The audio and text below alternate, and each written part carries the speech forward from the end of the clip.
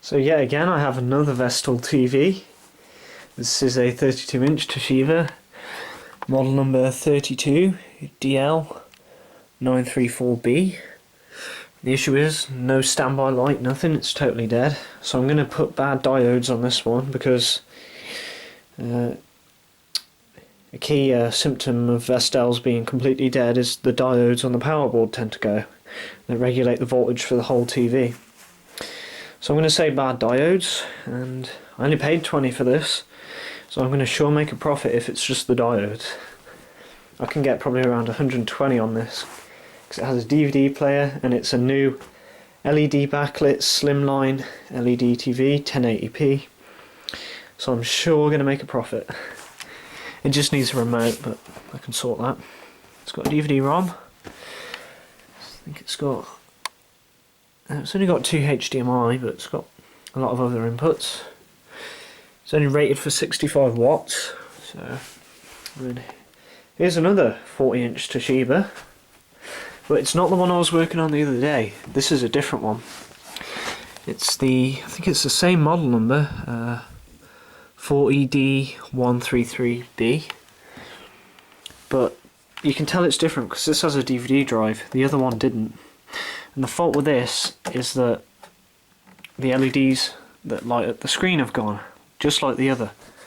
So, and it's the same panel as well, the same Samsung panel.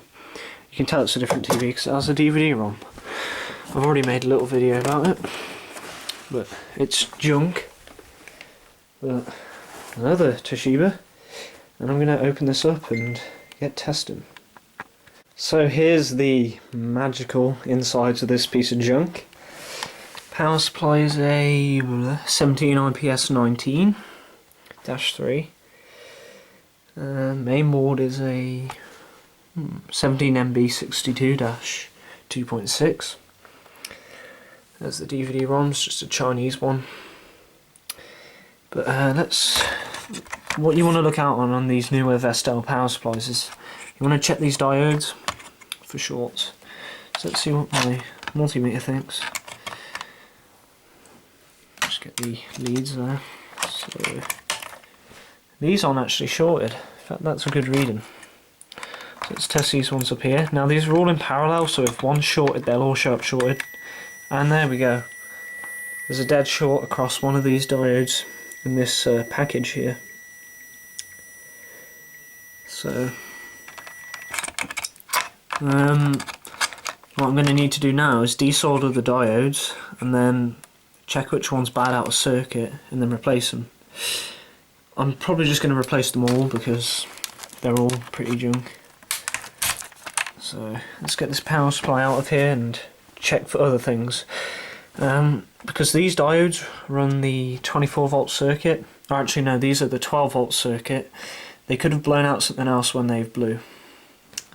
So it's good to check everything else just before you replace them. So let's do that now. So I'm just heating up my soldering equipment, and so we know these 3 diodes are bad, so I'm just going to check what I have. I know that they are SB5100s, so I'm going to find out my pack of them. I'm going to replace all 3 of them top ones and then see what those ones are. If they're SB5404s, I'm sure I have some of them. So I found the shorted diode in the set of 3. It's completely shorted, so it's basically just a jumper. Those 2 test good, but I'm replacing them anyway. The 3 at the top are SB5100, and those 3 are SB5404, and I'm replacing them as well, just for extra reliability, even though this is a reliable piece of rubbish.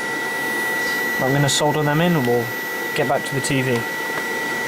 So I've replaced all 6 diodes. I bet you can't even tell that they've even been replaced. Look at the soldering. I need to clean it up with a flux remover, but soldering looks great. Hopefully this brings this TV back to life. Nothing else tested obviously wrong, so I'm saying that this should be back to life. So here's the TV running, and as Tom66 once said in one of his videos, it looks like shit. I mean, it just looks like pure shit. The contrast, if there is any contrast at all, it just looks horrible. And it sounds horrible as well. But I guess that's what you pay. You get what you pay for. But the funny thing is about this, I turn it off, and that's the max volume as well. It's so quiet. The funny thing about this is, as soon as I list it for sale, people are going to snatch it up because they see the words LED and smart and they think it's a good TV. Well, there's nothing good about this TV. It's a cheap piece of garbage, and the lifespan of this is going to be very short, but you get what you pay for, and I've definitely made my money back. But hey, just avoid these TVs at all costs because they're really cheaply built and won't last long. It's only lasted about a year